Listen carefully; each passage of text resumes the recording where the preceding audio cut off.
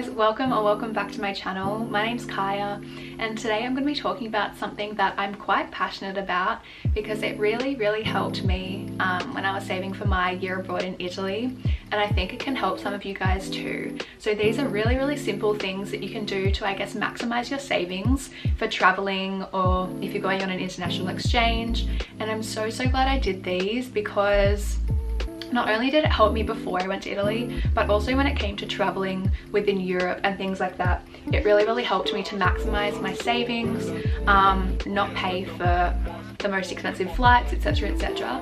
So I wanted to share these tips with you in the hope that some of you might be able to adopt them. If you're thinking of doing an international exchange or going traveling or something like that, then I recommend you guys watch this video till the end because I feel like these are quite valuable tips and things that really helped me and that you may not have thought of before. So let's just get straight into the first tip. So the first thing, and this might seem like an obvious one, but it's to open up a high yield savings account that you can't access, or that you can access, but accessing it requires you to go into the bank and ask them to take money out for you.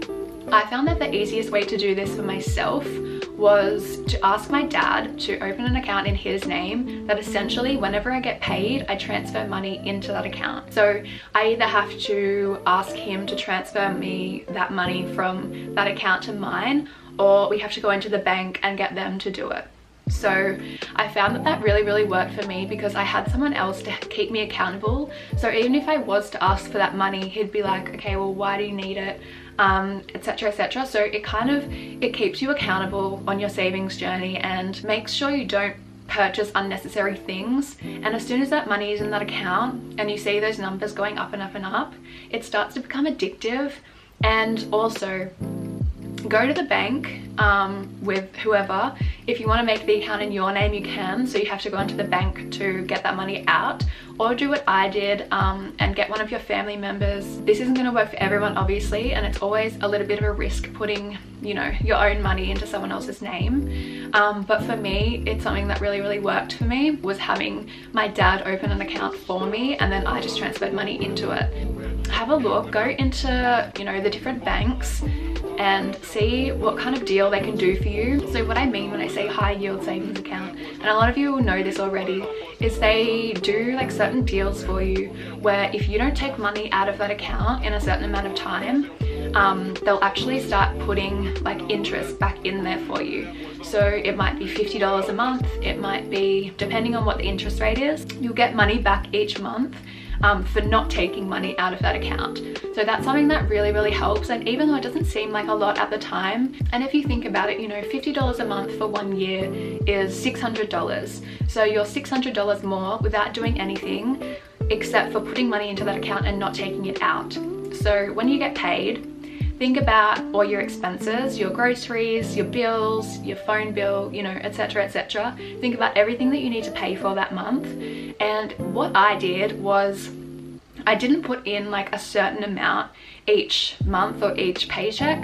What I found worked for me the best was giving myself an allowance. So that might have been, you know, $80 or $50 each pay for whatever I wanted to spend my money on, and then the rest of that money that I didn't spend or that was outside of my allowance would just go straight into that savings account, and I didn't touch it. It was like it didn't even exist. So at the end of it, when I was about to go to Italy, I had a nice amount of savings there that I knew would last me the whole year.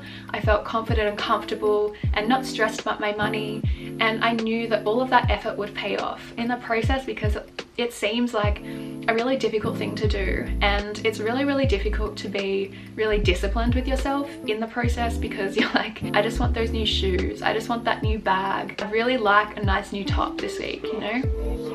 But then at the end of it, like I said before, when you start seeing those numbers go up and up, it becomes really addictive and you don't want to see them go down. It kind of starts to make you anxious when you spend money, which is, I'm not saying that's 100% a healthy mentality to have, but it definitely helped me in saving, like maximizing my savings. So that's my first tip for you. The second thing is to remember why you're saving. Remember your why, essentially, because my why was that Okay, so for 13 years of my life, I've been at school, I've been at uni. I haven't had a break from that schooling system, from that, I guess, kind of lifestyle of studying, working, etc, etc. So I really wanted to give myself that year, essentially like a gap year.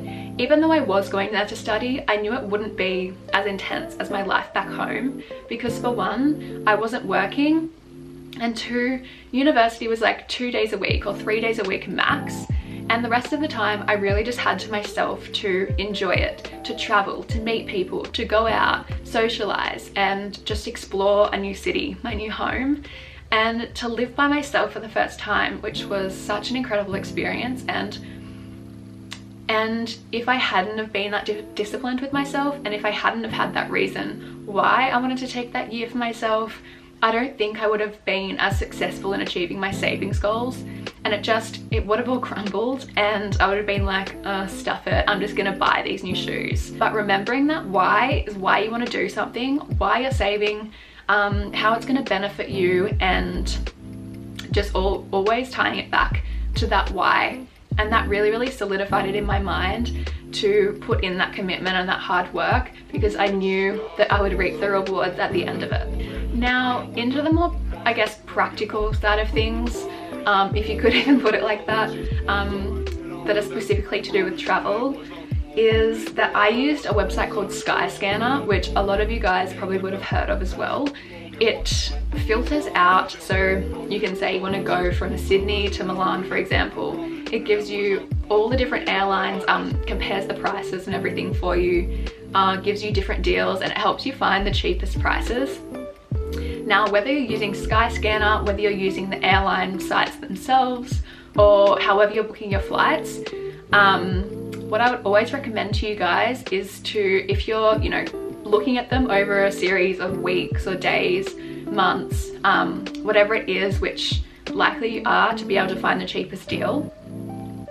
What I would recommend, so the prices don't go up, is to go incognito. So I have a Mac, and the way you do this is you press Shift Command N, and it puts your computer into incognito mode. So basically what that means is that when you find a flight deal, a good price for a flight, your computer isn't going to be able to track that you're keeping going back to that site and looking at those flight deals, because it's going to put the prices up. If it knows that you haven't booked a flight and you keep coming back to check the latest deals, it's going to actually put those flight prices up and up and up until you actually book the flight. A way to avoid this or combat this, and even though this won't make the flights cheaper, it will ensure that when you do find a deal, that they're not going to keep putting the prices up and up and up until you book. So you've kind of like secured that price, if that makes sense. Honestly, I didn't even realize, because I don't often look at flight prices or flights or anything like that, because I don't actually travel that much, except for 2019. That was definitely an exception.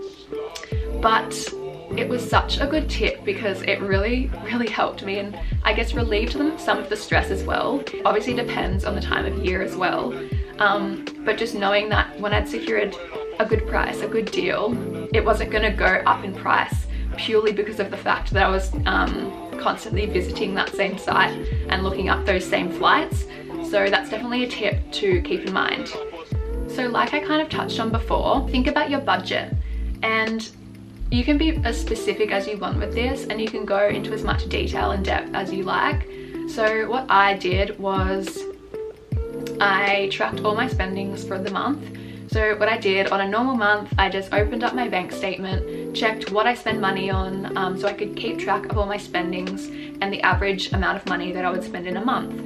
A month that I hadn't been tracking my budget, that I was buying takeaway coffees, I was not really writing budgets for my grocery lists and that kind of thing. And I came to this number and I said, okay, well, do I really need to be spending this amount of money in a month? And the answer is often no, you don't.